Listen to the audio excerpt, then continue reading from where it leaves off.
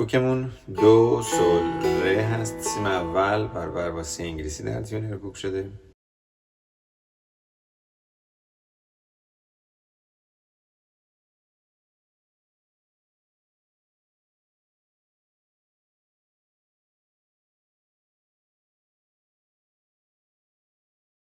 در این قطعه سی بمول و میکرون داریم.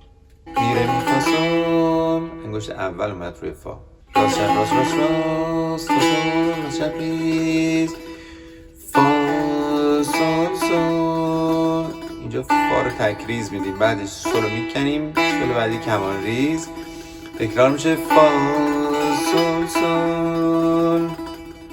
میریم سراغ می می فا، فا میکنیم، فا که بعدی کمان ریز میخوره، ره می می میکنده، بعدش می کمان تکرار میشه فا سول سول می فا فا ره می می سی لا سول فا راست شب راست راست سول لا سول فا می راست راست شب راست راست سی لا سول فا سول لا سی سی لا سی لا سی سول فا سول لاس فام فا سول سول سول. سول اول به لا اشاره داشت، سول دوم به فا، فاس فام ره ره رف رف راست شب راست راست فا می ره می